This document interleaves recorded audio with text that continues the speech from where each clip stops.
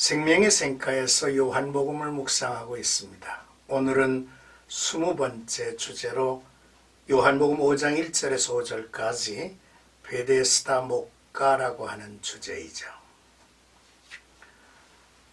본서의 저자인 요한은 갈릴리에서 예루살렘으로 지리적인 이동을 보여줍니다. 예수님은 예루살렘에서 메시아로서의 면모와 사역을 분명하게 밝히며 거세지는 반대와 배척에 맞서시는 모습을 우리에게 보여주실 것입니다. 예수님은 가나 혼인잔치에서 물로 포도주를 만드는 첫 번째 이적을 행하시고 이어서 왕의 신하의 아들을 고쳐주셨습니다. 오늘 본문은 요한복음의 7대 표적 가운데 세 번째 표적으로 예루살렘 베데스다 목가에서 38년 된 병자를 고치시는 이적을 우리에게 펼쳐 주실 것입니다. 먼저 1절의 말씀을 보면 예수께서 예루살렘에 올라가시니라 라는 내용입니다. 예수님은 유대인의 명절에 예루살렘으로 올라가셨죠. 유대인들의 7대 절기를 지켰는데요. 그 중에서도 3대 절기, 유월절, 오순절, 초막절에는 의무적으로 예루살렘 성전에 모든 남자들이 나아갔습니다. 당시 경건한 유대인들은 이 절기 외에도 부림절, 수전절도 지켰습니다. 본문에 언급된 명절이 어떤 명절인지는 정확하게 알 수 없지만 예수님도 그 명절을 지키기 위해서 예루살렘에 올라가신 것입니다. 그런데 제자들이 동행했다는 언급이 전혀 없기 때문에 제자들과 함께 올라가지 않고 혼자 올라가셨을 가능성도 이제 있습니다. 예수님은 이 명절로 인해서 많은 사람들을 만날 기회를 얻게 될 것입니다. 그리고 하나님을 경외하는데 하나님을 예배함에 있어서 진실해야 함을 사람들에게 가르칠 수 있는 기회를 얻게 되실 것입니다. 2절에서 5절까지는 거기 38해 38년 된 병자가 있더라 하는 내용입니다. 양문은 예루살렘 성의 북편에 있는 문으로서 양들이 성 안으로 들어올 때에 사용된 것 같습니다. 그 양문 곁에는 베데스다 목가가 있었는데요. 짐승들이 마실 물을 공급하는 못이라고 여겨지죠.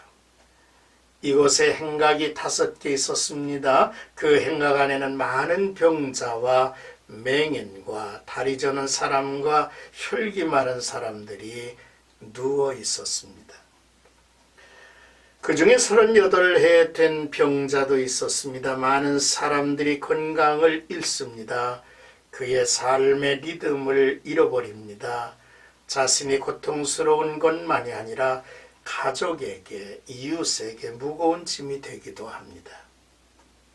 고통은 깊어가고 죽음의 두려움으로 이어져서 깨어진 질그릇처럼 스스로를 바라보며 좌절에 빠지는 것이 사람이 아닌가 싶습니다. 그러나 사람들은 희망을 놓지 않습니다. 잡을 수만 있다면 무엇이라도 잡으려는 것이 사람들이죠. 그러다가 더더욱 낙심하며 환경을 탓하며 주위 사람을 원망하기도 하죠.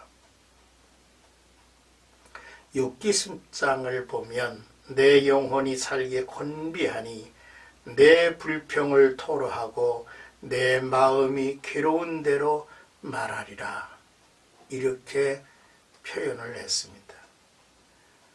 시편 31편 9절과 10절을 보면 여호와여 내가 고통 중에 있사오니 내게 은혜를 베푸소서. 내가 근심 때문에 눈과 영혼과 몸이 쇠하였나이다 라고 이제 탄원하는 모습도 있습니다.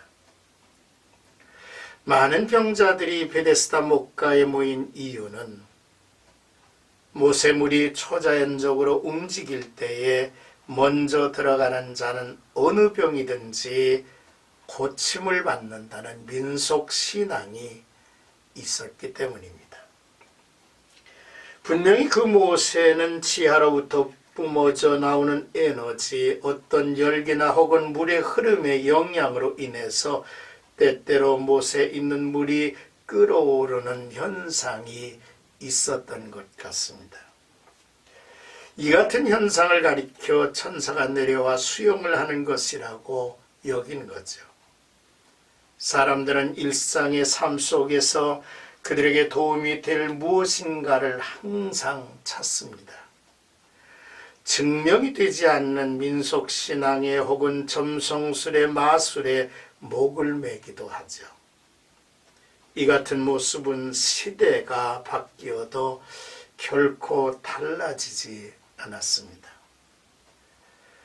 지푸라기라도 잡는 심정으로 베데스다 못 행각에 많은 병자들이 몰려드는 거죠.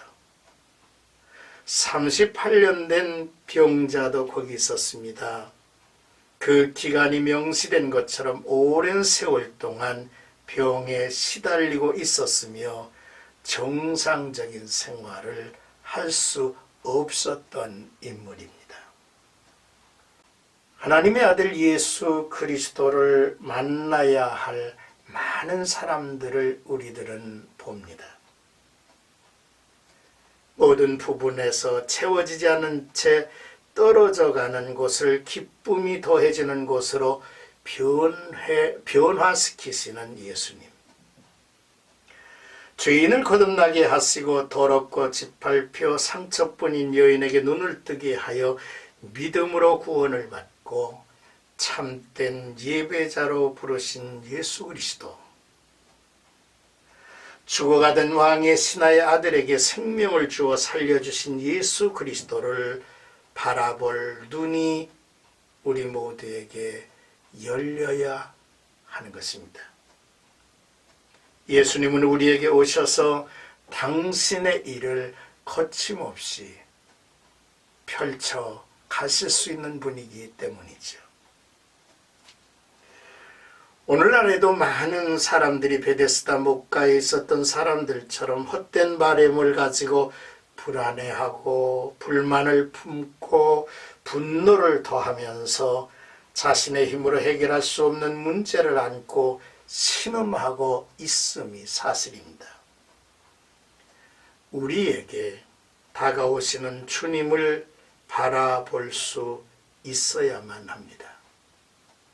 그분을 향해서 우리는 담대하게 나아가 은혜를 간구해야 할 일입니다.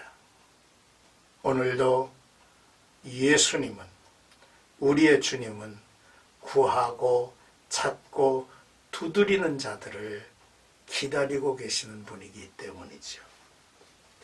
시편 103편의 말씀을 보면 동리서에서 먼 것 같이 우리의 죄가를 우리에게서 멀리 옮기셨으며 아버지가 자식을 긍휼히 여김같이 여호와께서는 자기를 경외하는 자를 긍휼히 여기시나니 이는 그가 우리의 체질을 아시며 우리가 단지 먼지뿐임을 기억하심이로다 했습니다. 신약성경 히브리서 4장 15절 16절을 보면 우리에게 있는 대제사장은 우리의 연약함을 동정하지 못하실 리가 아니요 모든 일에 우리와 똑같이 시험을 받은 이로되 죄는 없으시니라. 그러므로 우리는 긍휼하심을 받고 때를 따라 돕는 은혜를 얻기 위하여 은혜의 보좌 앞에 담대히 나아갈 것이라고 했습니다. 그렇습니다. 모든 인생이 주님을 만나야 합니다.